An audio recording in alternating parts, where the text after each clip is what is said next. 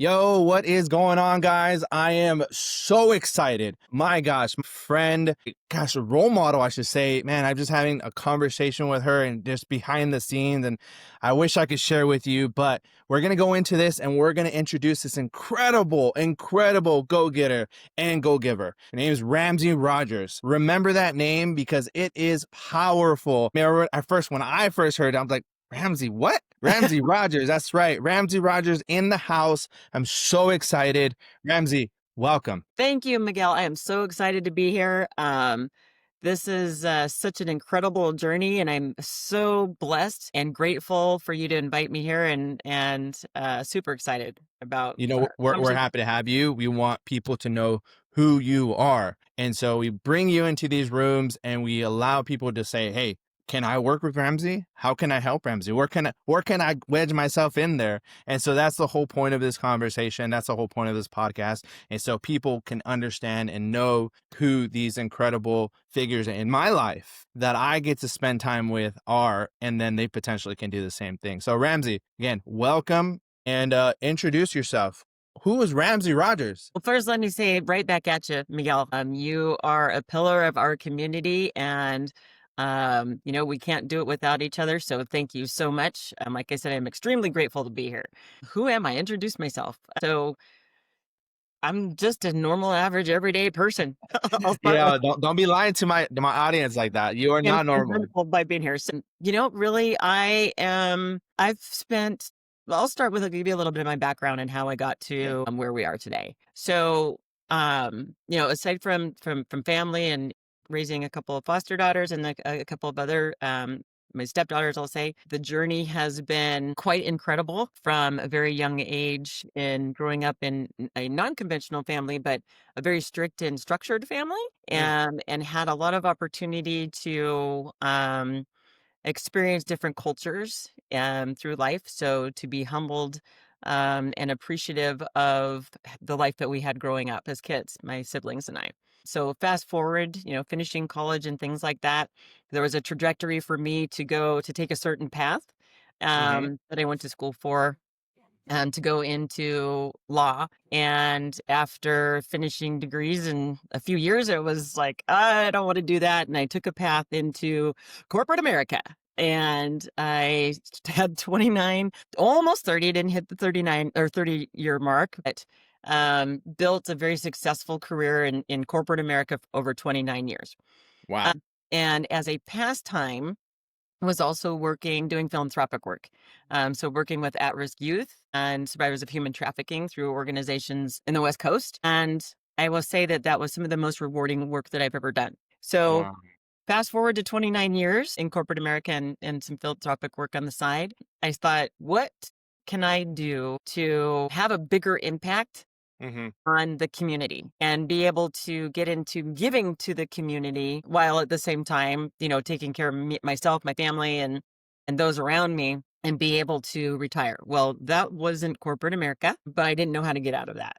So Yeah. one day, and this credit has to go to our big man upstairs because I don't know how I would have discovered it elsewhere. But anyway, across my desk came an ad for a women's led real estate investment group. Mm-hmm. And so I was like, oh, how do you buy real estate using someone else's capital? Right. And well, this is interesting. And I was talking to some friends about it, and they said, hey, have you heard of Pace Morby? And I said, Pace what? Who pays what? I did. And so they said, oh, you've got to check them out. So when I first looked at it, I thought, okay, this doesn't seem right. And so I followed him for a little bit, and Yeah. I looked at a lot of his videos on YouTube, and then discovered the Sub2 community. And immediately I was like, okay, this is something I want to do. Thinking that, okay, I can set myself up for retirement in single family, but getting some family rentals, single family Mm-hmm. homes for rentals, short-term Mm-hmm. rental. Then I get into the community and I was like, oh my gosh, I can actually start a business, Yeah. not just single family rentals. And so after some education and things like that, I got into Owners Club Mm-hmm. and met our phenomenal community. I mean, I don't even I'm beyond grateful, and we are so blessed to have this community. And started learning about this thing called our Mount Everest. Yes. And so that means what can we do? What do we want to accomplish? If I could do anything in life, what would that be? And I reflected on everything that I've done, just, building the career and the philanthropic work that I was doing. And I thought, well, I definitely, being in corporate America is not my end all be all. Yeah. So I realized that what I want to do is I want to provide safe haven communities and affordable communities to organizations that provide the services for individuals, so at risk and homeless youth, as well as survivors of human trafficking.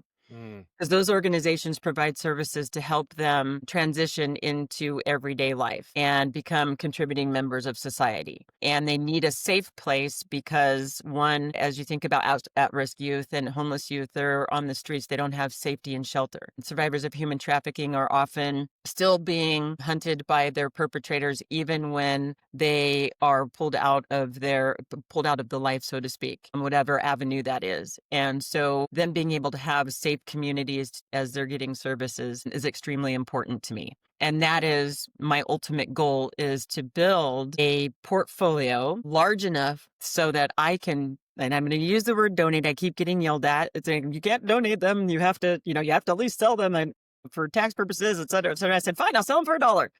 But being able to donate portions of the portfolio to those organizations. So that is my ultimate goal and where I want to take this. Wow. And Okay. so, yeah, I mean, I answered the question in a roundabout way, Yeah.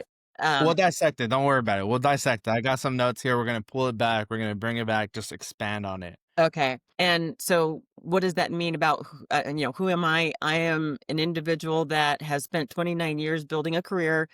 I am now out of my W-2. I am now out as of July. I am now out of it. Yep. So out of corporate America and focused on 100% of the time on commercial real estate investing. My team have been working over a year and a half actually to build this team and get this going while I was in my W-2, and finally have a good team in place. And we are focused on acquiring RV parks, mobile home parks, and workforce communities so that we can grow those into thriving businesses, but also as part of the portfolio, excuse me, to be able to donate those. Also have co-living properties, but the RV parks and the workforce housing not only extend to the demographic that I was discussing earlier, but Mm, they also address the affordable housing mm. crisis that we have in the United States today, and especially for our workers. So just extremely passionate about uh, acquiring them, but also developing them and expanding them so that we can reach a wide breadth of individuals. So from workforce to, workforce such as traveling nurses, doctors, our oil field workers, our mine workers, wind farm and solar farm Yeah. workers as well. And so that's how I got here. And I guess a little bit about who I am is, Who you for are. me, it's just Okay. extremely important to give back to the community, Yeah. or give to the community, I should say. So okay, we're gonna take it back. Okay, we got a couple stuff to break down. You gave us a lot, which I appreciate. But let's start with the childhood. You said you were in a lot of cultures. I want to break that down because we got a lot of people that are first generation entrepreneurs, first generation Americans, first generation investors, and when they see someone that is successful like you, I want to make sure that they know it's possible. Right? I'm first generation American, first generation investor. This is something that I'm coming into brand new as well. So I want to break that down. What was that culture? What was the culture that you've seen and how did it mold you to get to essentially where you are now? Well, so there's a few parts to this, right? So I grew up in a multicultural household, and so with that, we're exposed to a lot of different cultural nuances and belief systems Hmm. that if you were to put them all together in a football field and put my extended family together, like line next to each other and line them up in a football field, you'd be like, there's no way that's one family. It's just all over the place. Yeah, I mean, we speak German in our household, we speak English in our household, we speak Spanish in our household. I used to, when I was a kid, I'd mix languages together in a sentence, like I'd mix English and German in a sentence, and my dad would have to ask my brother. What did she say? She says her dad, her or her dad's. I would do that, but we just call it Spanglish. That's it. Well, But yeah. you got all three of them in there. And so my father in his career, he traveled a lot. And Mhm. so he wanted to make sure that we were witness to other cultures out of the country. I mean, everywhere, within the country, out of the country, everywhere, whether it be extremely, high society or very impoverished communities. Mhm. And so in his travels, he would pull me out of school. I would have my lessons. I would take my lessons with me. I had to do my homework and things like that. But he would pull me out of school and I would travel with him to different areas so Wow. that I could see, when we're sitting at uh, in a five-star restaurant with white linens, that Yeah. we're appreciative because we've been handed a gift. Uh, As a child, we didn't work for that. It was handed to us, right? And yeah. so really having appreciation for those who had less than we did and to make sure that we cared about those who were less fortunate. Whether it be from a monetary perspective or Yeah. whether it be from, special needs or what have you, but to have compassion and heart and for those who are less fortunate. And so those are the lessons and the things. Now, don't get me wrong. There was a point in my life when I was my first year in college, I was a brat. I was a spoiled brat. And it took my dad to, a few lessons from my dad to knock me down Mm. and really get back to the values that we learned as kids. Yeah. Man, that's such a And gift. That's such a gift to have a father or family that allows you to see the potential that you can have, right? Because he didn't just keep you at this lower level. He said, "Hey, I'm going to bring you up here and let you realize how incredible this can be, but I also want you to remember the humbleness and what it is to be in this position as well, and how it molded you to be a servant for the people, right? You've said it many times, I want to serve the community. I want to serve the community." And immediately my mind straight goes to, okay, who can I bring to you, Ramsey, that is doing something similar? And I have a couple names for you that I'll send you a text on. Like, hey, you need to connect with this guy. You need to connect with this person. Maybe you already connect with them, but I just want to make sure that I bring resources to you as I hear you and your story. And man, that's absolutely incredible. Absolutely incredible. I I grew up in a very specific way too. My dad had his issues, alcoholism, and so it put me in a lot of positions where it's like 11-year-old should not be. So I've seen some things, and it allows me to really see, though people may be in some addiction, yeah, they're still loving it. There's still love in their heart, because there's people that were addicted to meth that I yeah, was around that loved me as their own child. And it really let me see, man, these people are just struggling with that specific thing, but it doesn't take away the fact that they're still human and they still love. yes. And there's on flip side in my upbringing as well, similar stories on my maternal side. And you learn the opposite of, there's not the glamorous side of what I was just talking about with my father, but the reality of, being told that when you reach certain milestones or you have certain goals and aspirations and you're told you can't do that, you won't be able to do that. Mm, And but really seeing the fact that and having support on the opposite side of you can do whatever you put your mind to. And today we have so much opportunity that if you you're willing to put the work in, you can make it happen. It is so hard for folks to get out of their heads when they're hearing, well, there's no way you can do that. That's not the path you should take. The expectation is you should be doing XYZ. You should become an attorney. You should become a doctor.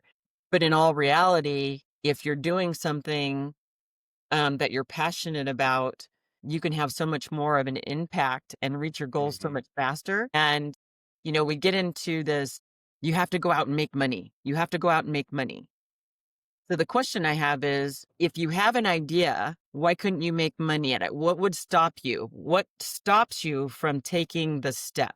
Oftentimes it's fear. And the fear is what can be paralyzing for you because the Mhm. fear of the unknown or the fear of uncertainty or the fear of failure. And Yeah. we all have it. It's a matter of getting educating yourself Yeah. whether it's reading or finding some mentors out there that can help you, help guide you, or counselors to help you get out of that mindset. If you have that spirit and you want to do the work, the community, not just subtube, but the community as a whole can help you get there. There are resources out there. We have so much opportunity. And the fact that you and I are so blessed to be able to not only strive for ourselves and our families, but also for our communities. I love to mentor young ladies to help them get into, to business if they're interested in business. But from an entrepreneurial spirit, we're always told you can't do that. You're Mm, not going to be able to do that. You're a girl. You're a minority. You're whatever it is, whatever yeah. the you're Yeah. this, so you can't do this is just a falsehood. Yeah, absolutely. I mean, we were okay. I'm gonna give you guys a little tease. We were actually talking about this before we popped this on. We were talking about how we're created in God's image, and whether you're male or female, it does not matter. You still have that spectacular gift in you to do incredible things. You talked about that. You said something that I was like, yep, exactly. There's a spirit of fear in you that you need to remove. Mhm. And when you get around the right people, the vibrations, this is something I learned from Pace because when I first was around this man, like actually around him, spending time with him, I was like, I can do anything because Right? he set off this this. There's nothing that can stop you, Miguel. There's nothing at all. Right. You Mhm. have everything. And now we're so blessed to be in the Sub 2 and Owners Club community where, my goodness, I don't know if you've seen my post, but we have this land deal that we're working on, and we got Loves the company to look at it. And it's like, I never in my wildest dreams would I had thought I potentially going to sell this piece of land to this giant company. Right? And it's such a huge opportunity, and it really, again, I'm first generation. I've only been in real estate for 2 years. That's it. My Mhm. background is engineering, and look at us, right? We're changing the world.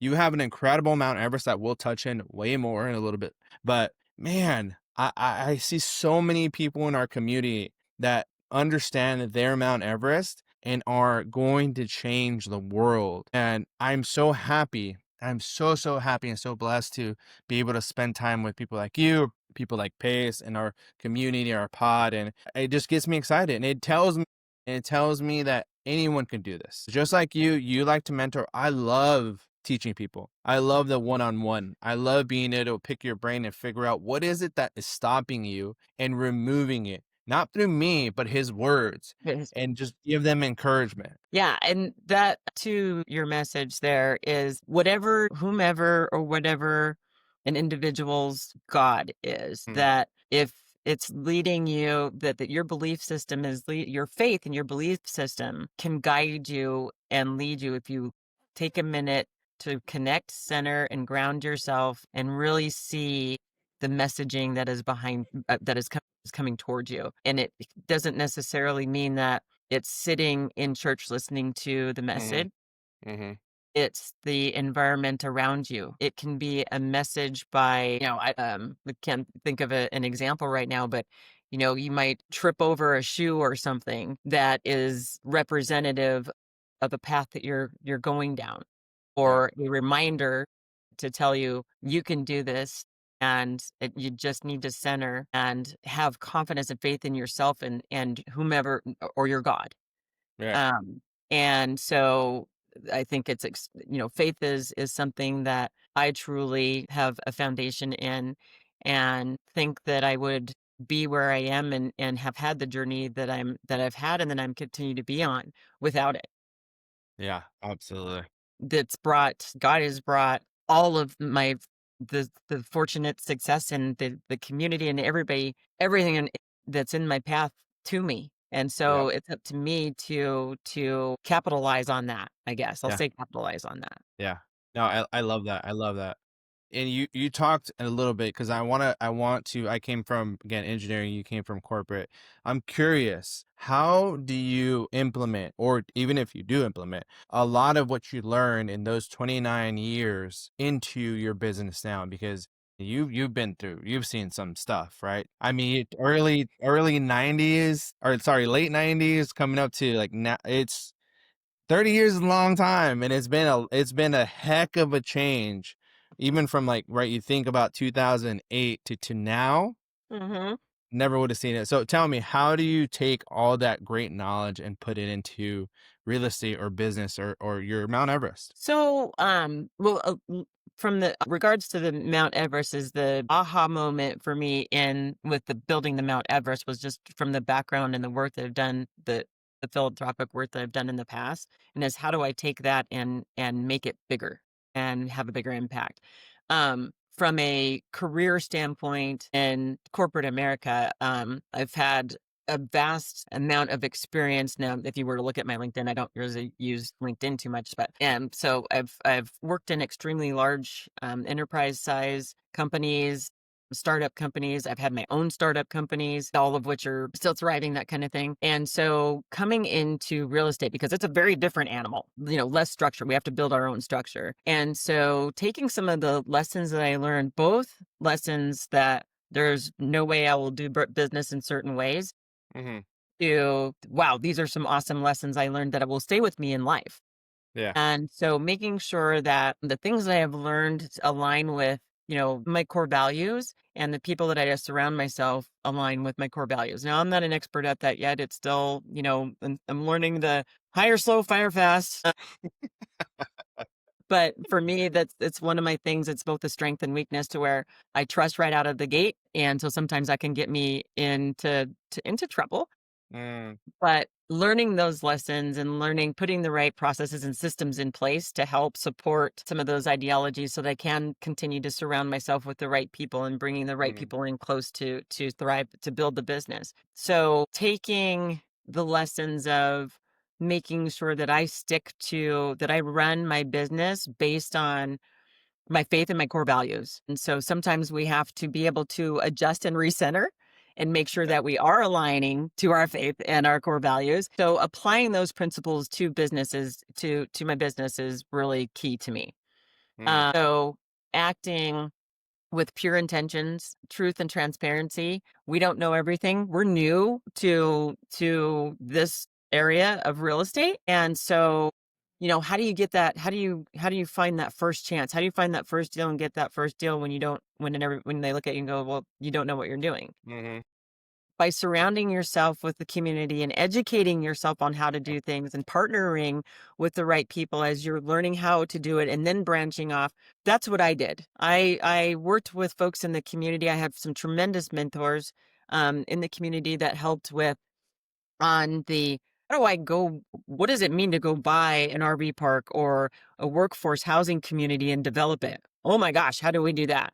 Right? And if you would have asked me a year and a half ago, I would have been like, I don't know. I have no idea. I don't know what that is. So by educating, reading, joining the mentorships, learning mhm, from my mentors and continuing to learn from my mentors. I hope I have mentors until the day that I transition. So applying those principles to my work and being very steadfast and hold to those is key. And I would say that's how I apply it to my business, I love that.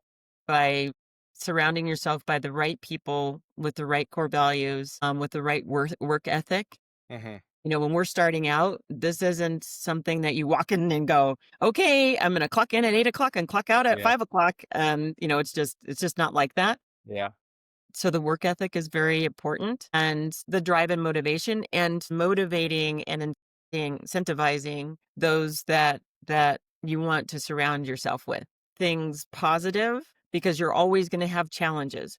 So when challenges come up, it's important to have processes and the right mindset to address those challenges as they come up, and you'll eventually learn how to be proactive in terms of mm, being able to cut down the number of challenges that you will have, yeah, right?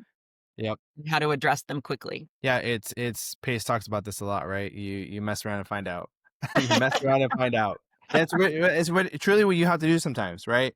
Yeah. There's a point where you have to just take action. Yes. And man, that it sometimes has held me back so much because I'm like, oh, I understand this. I understand how to do this. I understand how to do that.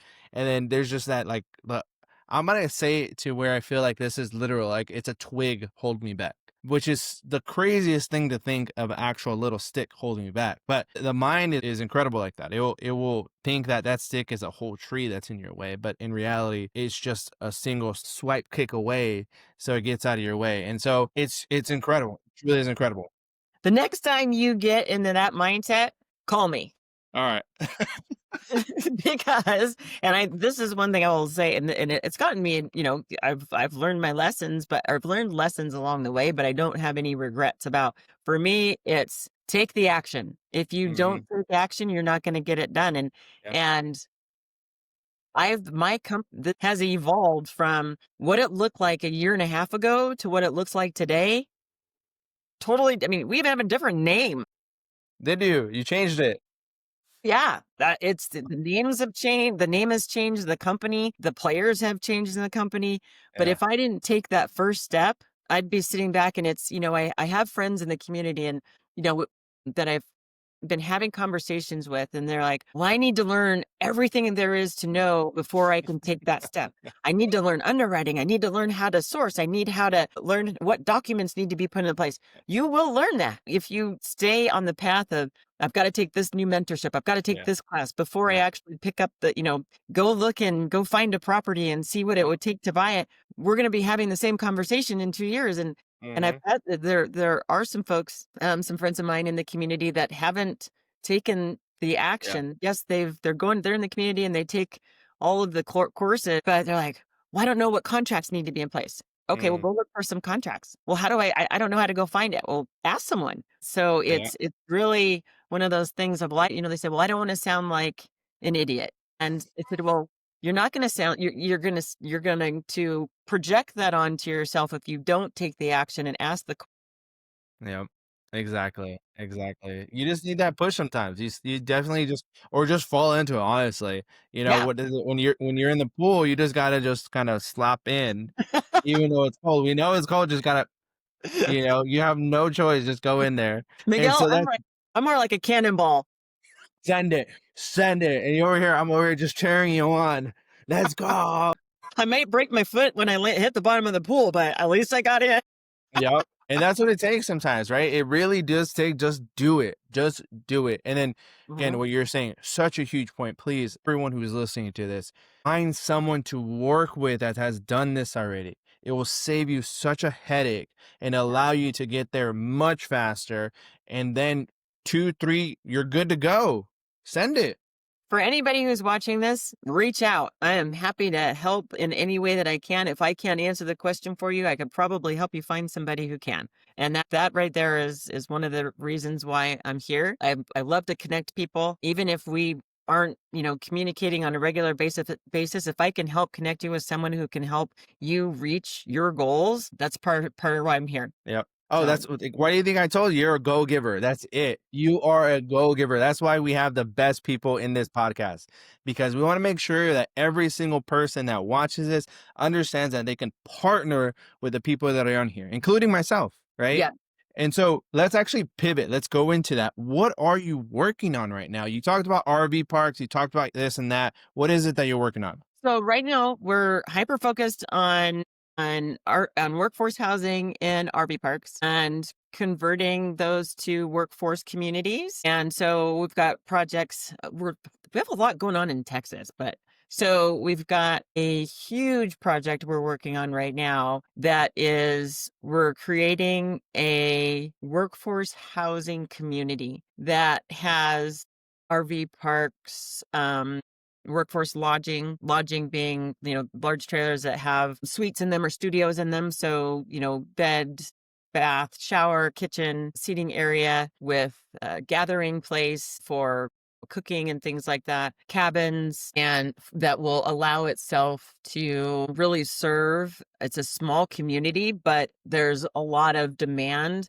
because of the uptick in oil and energy, so solar and wind. So developing communities that have things like coffee houses, places for our workers, our nation's workers that are working to help us keep our lights on, literally keep our lights on and keep our cars fueled, keep heat in our homes, etc., so that they have, when they're out in these horrible conditions, be it in the middle of the desert or in the middle of, the tundra in Alaska, so that they have warm, safe places, so that they have some of the creature comforts when they're working 12-hour shifts and they're completely exhausted and they're not at home. And so that's that's a huge project that we're working on right now. Yeah. And then obviously we're building that portfolio and looking in those areas to help expand on those types of communities right now. So where you said Alaska, you said the middle of the desert, Oh, like where is it that people are both? so we buy nationwide with the exception of a few states. Okay.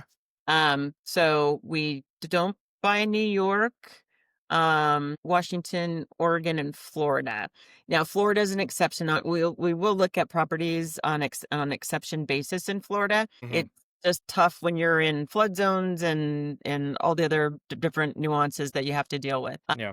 And then also California, but everywhere else we do because it's typically, I'll say, short term housing with going month to month being short term. So not a lot of nightlies, but there are some nightly, Hmm. but weekly and monthly is typically where we land from a demographic standpoint or a target audience. And yeah, it's been awesome. Yeah. No, it sounds incredible. So are you using RV parks to do that, or you're using mobile home parks to do that, or you're doing ground up? Yes. Both, everything. Yeah, I'm a bad woman. I just do everything. Yes. So the big project that we're working on right now has a combination of RV parks, or I mean RV pads, the workforce housing trailers and cabins, and Mhm. then we also have a portion of it that is a ground up construction. Okay.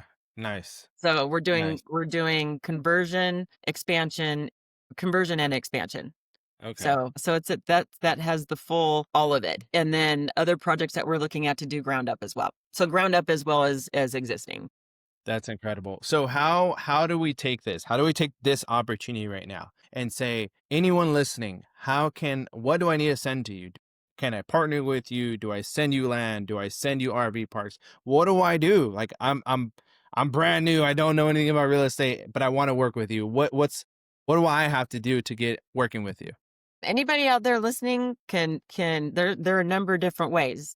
Whether you need help getting direction to something that you help with getting on your path. For us, you can bring us RV parks, you can bring us land deals, you can bring us mobile home park deals. Typically, we have when we're looking at RV parks, it's about 50 pads or more. If they're turnkey, that's great. We're not doing a lot in recreational areas, but we do have a couple of deals that are in recreational areas that are being developed. That's not our main focus. Our main focus Mhm. is really for the community, to build for the community. So can reach out via our website at r4grp.com. So it's R4, the abbreviation for group.com. Can reach out to me directly. There's all different kinds of ways to reach me. I would love for everybody to like and subscribe to Miguel's YouTube channel? That was me. He did not tell me to say that, by the way. But yeah, no, please feel free to reach out. The contact information is on our website. Like I said, land, RV parks, ideas. If Love you that. have an idea, if you know of a community that would be well served by what we're trying to do, what can we do to come in and to help develop that community? I Be love it that. an RV park or tiny homes, cabins, trailers. So it all just depends on the area and what the demand is for in the area. And so, developing that towards that demand versus, just coming in and assuming, oh, we're going to go drop an RV park in the middle of, I don't know, New Mexico, and we have no idea what's happening in the areas. Did That's that help incredible. answer Yeah. that? All the links, everything, your information will be available on the information on the bottom of the YouTube video. So if you want to reach out and you have ideas, you have land, you have something, I'm sure boots on the ground. I think you need Oh, that, boots on the right? ground. Yeah, we spend a lot of time flying. Yeah. That's I mean, going to save you some time. we have a big group, well, not a big group. We have a good team, but we're all globetrotters right now, and that's great. We love it, but if we have boots on the ground and to cut that down so we can scale and grow even more, it's even better. Yeah, yeah. You utilize the things that are already working for the people in the community. Pace is pushing on that, right? Mhm. Deputizing people that are on the ground, that are there, ready to do the things that they don't have to fly someone out to do. You can now do it. I love that. Let's finish this off. Mount Everest. Again, Mount Everest is that 5 to 10 year goal that we just have in our heart, and it's our big goal that directs us to everything that we're doing right now. What is it, and how is it affecting your business in a positive way, obviously? My Mount Everest is to build a large enough portfolio that we can take portions of that portfolio and donate them to organizations like Rockers Against Trafficking and COBS here in Idaho, but and like photo charities that's in San Diego that works with at-risk and homeless youth,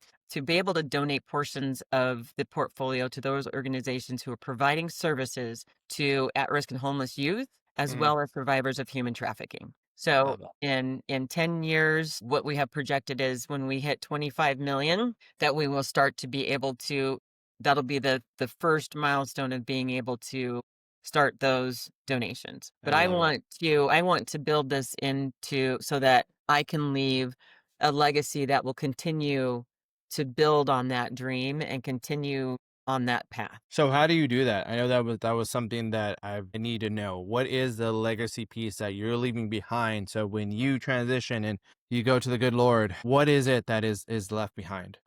A company that is intact, that has a process and a system in place that continuously and in an educated way goes through that donation process and works with those organizations hand in hand and partners with them to provide that safe haven housing. So that's, I want that to continue to thrive, whether it's through allocation of trustees or family members, but I want to have the company to continue to run when I'm long gone. Yeah, I love that. I love that. Ramsey, thank you so much. I appreciate this time so much with you. And I hope those who are listening on YouTube that they appreciate Ramsey and understand that we're human.